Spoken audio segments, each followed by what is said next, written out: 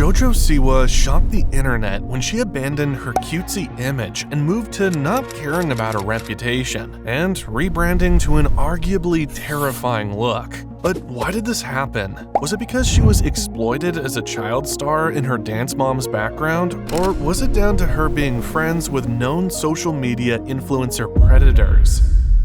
From the age of 2, a young Jojo Siwa was performing live on stage in front of huge audiences. Though she got most of her fame from the hit Dance Moms, where she would take part in competitions. However, many argued that Jojo was being pushed emotionally and physically. Jojo, those are big shoes to fill. I can do it. To the point where adults would make her cry and upset just for the TV show. Do you know the order of the solos? Jojo! Have you learned nothing? Then, in early 2017, Jojo Siwa was signed to Nickelodeon, where she acted in various shows and released several children's songs and even her own film called The J-Team in 2021. Because she grew up with this fame at a young age, she and her team didn't question whether this was right for Jojo, whether she was enjoying it or being forced to because of the money. Her smash hit single called Boomerang shows how she was engaged in child stardom at such an early age.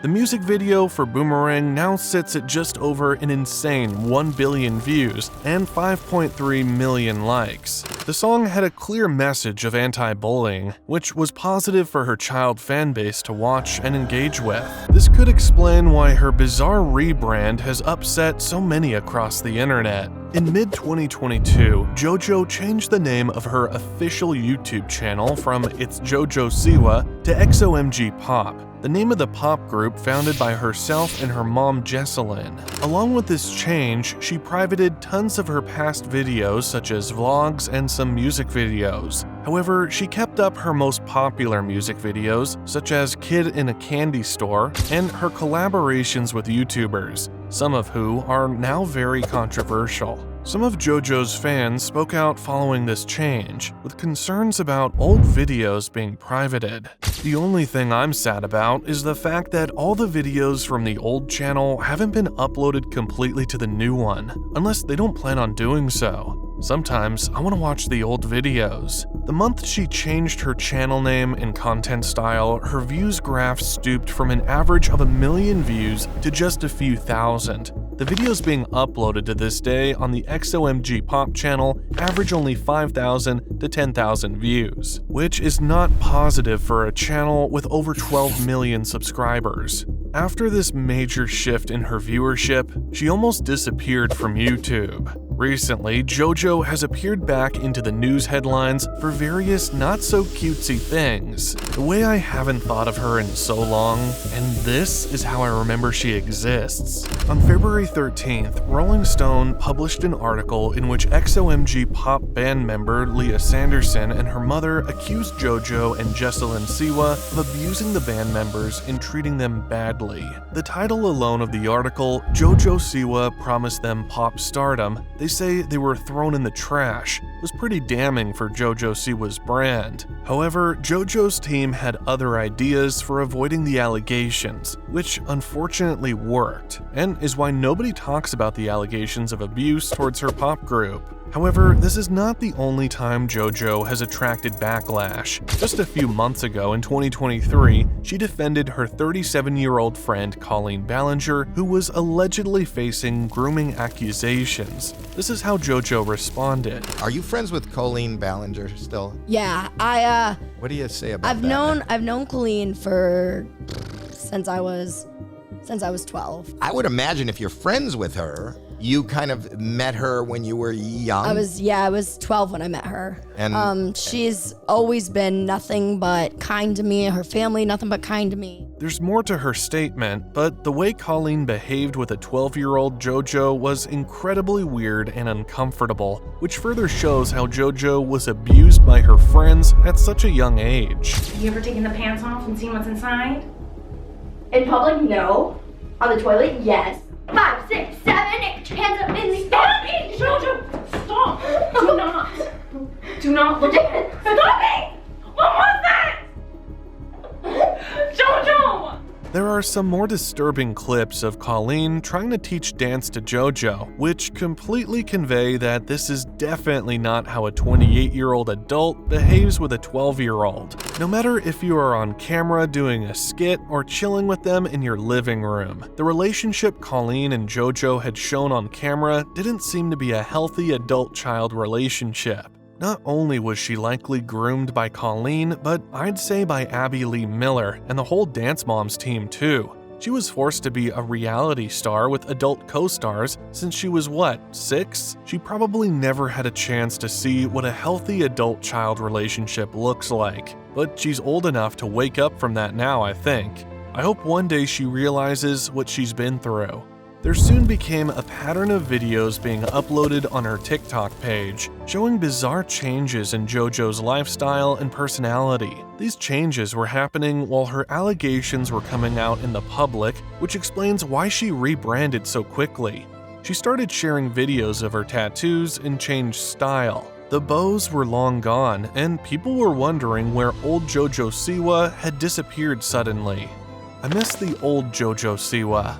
It wasn't until this TikTok went viral, gaining over 50 million views and 2 million likes, that the internet started to realize that JoJo was changing from the old JoJo with bows and unicorns to something very, very different. Telling my kids this is Billy Ray Cyrus, I want to call a trusted adult. And some started making jokes about her transformation from her Boomerang music video to this new image. The boomerang did not come back. She did not come back like a boomerang. She then began to upload these content warnings on her TikTok and new YouTube channel. Warning: the following content is not made for children.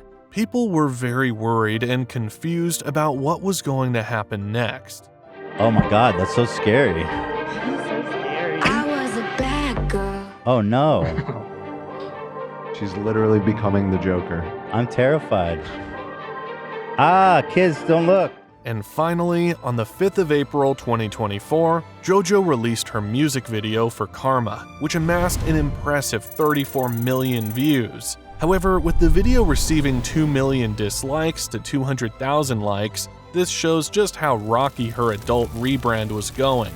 JoJo has continued to embrace her new adult image, appearing on multiple podcasts and attending pop events. Various videos have since gone viral. Dream guest on my podcast?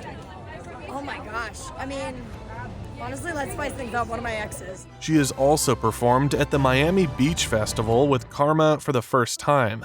The audience in the festival seems to be supporting JoJo, which is interesting, considering most of the internet has attacked and made fun of her rebrand.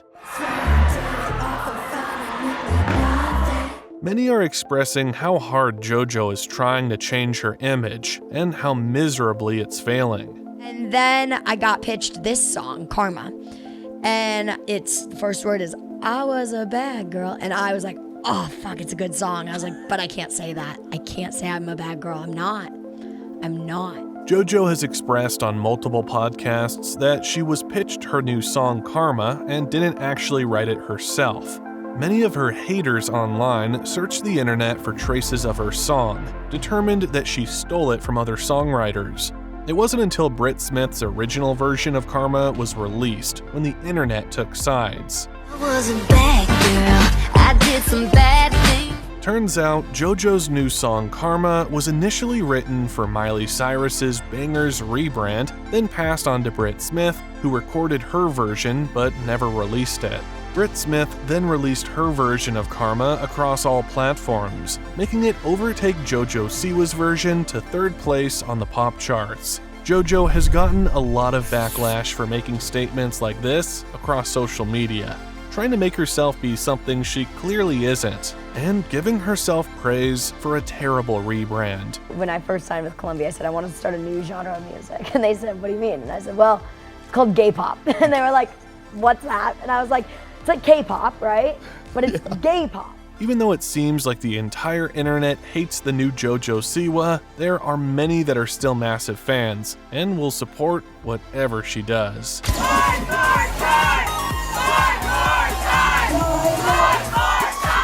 last few weeks, the internet has definitely made me feel like I'm a psychopath. Now, only time will tell whether the internet will adapt to her bizarre rebrand or keep hating on her. What do you think?